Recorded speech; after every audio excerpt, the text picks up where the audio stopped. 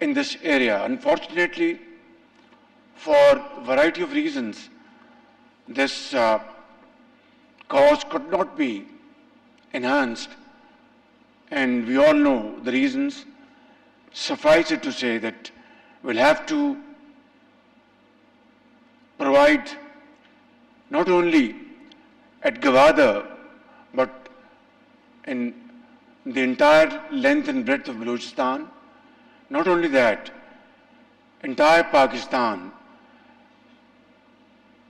security which is unbreachable, security where people of Pakistan find peace and solace so that they can really commit their energies and their talent to promote Pakistan's well-being.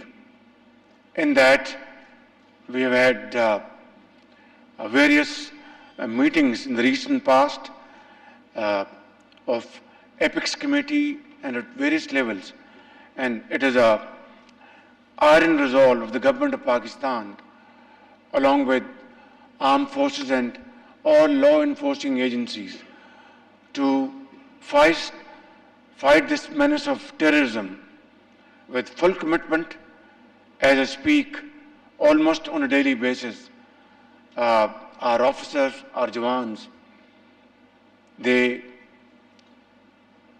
pay a huge price by laying their life for Pakistan's defense, Pakistan's peace, and in that their children become orphans in the effort to save millions of children in Pakistan from becoming orphans.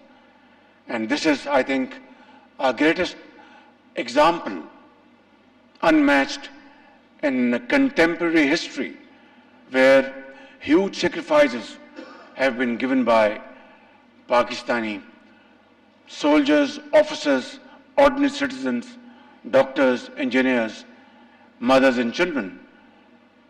And I think there cannot be a bigger manifestation or commitment of Pakistan to fight terrorism and completely defeat it, rather erase it from the face of Pakistan. That's our commitment, inshallah. But without this, Pakistan cannot make further progress in the field of economy, trade and commerce. In that, I have to say one point loud and clear, that by 2018, terrorism was defeated holistically by our brave soldiers, our ordinary citizens in KP, in Balochistan, in Punjab and Sindh. They all contributed. 80,000 of our people were martyred, and we suffered economic losses of more than $30 billion. And unfortunately, it has surged again. And we know the reasons. Some of them cannot be defended, but I'm not going to go into that arena. Suffice it to say that we will fight this menace again. We are fighting, and we will not rest until this menace is again defeated and pushed out of borders of Pakistan for all time to come.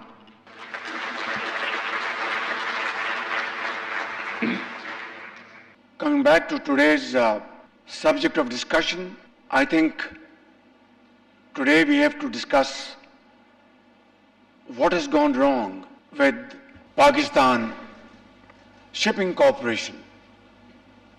There was a time it was a blooming business, and today, as you saw on the screen, they only have 12 ships, commercial ships. And what they did not show on the screen is what is costing them in terms of all these 12 ships. It's more than 5 billion rupees annually. A cost which is unbearable, beyond imagination. We have to go into its reasons, why it has come to this pass. And we are paying from our scarce foreign exchange resources. They said $7 billion, but even if it is $5 billion annually for our freight cost, I think we are allowing our economy to bleed. Similarly, there are other issues, and I have to say with a heavy heart, when I visited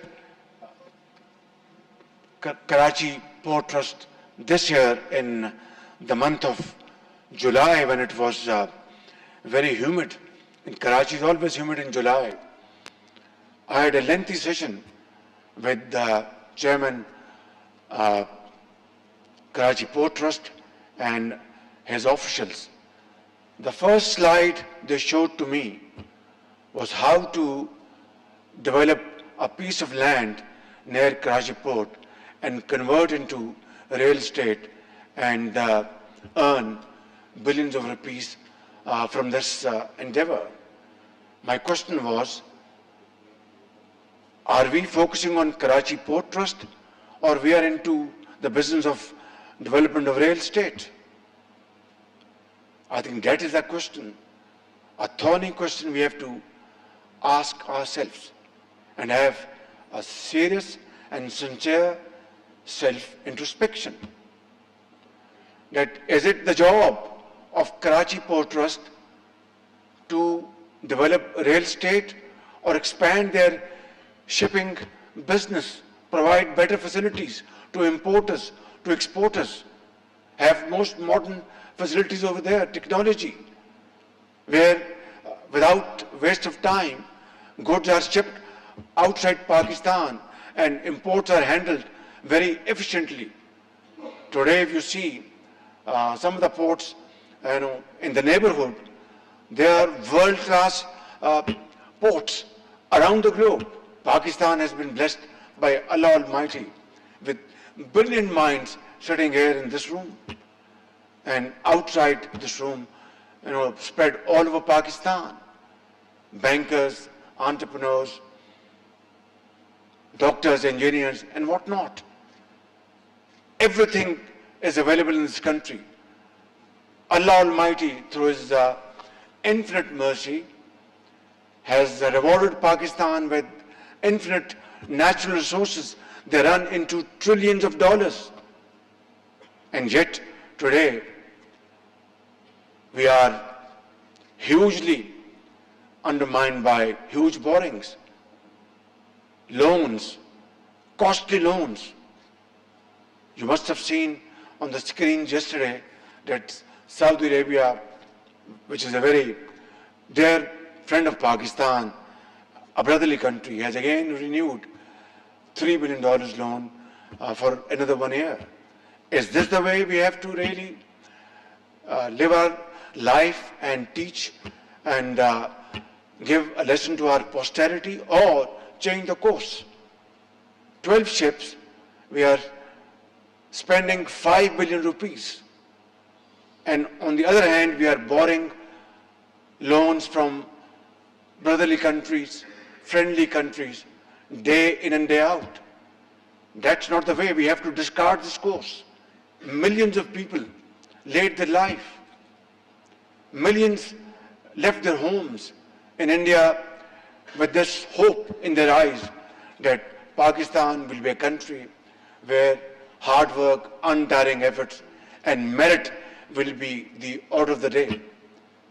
77 years down the line, where we stand today, first I must have self-introspection, then all of us should have a very cold calculation of what happened in the past without wasting time or weeping and mourning. We must learn our lesson and move forward. That's the only way forward. There's no other option. Ladies and gentlemen, I'm not here to serve a sermon. but these are my very humble views I've placed before you for your kind consideration. I have noted your recommendations. I will, inshallah, go back to Islamabad and take up these recommendations. But let me say, it takes two to tango. We have to unite our efforts. We have to team our efforts, move forward with unity of thought and action. And that is the way which Qaid had taught us. Let's resolve that not only we will compensate the losses of the past, but inshallah find our lost place in the community of nations through hard work, untiring efforts and sacrifice. Pakistan, Paindabad.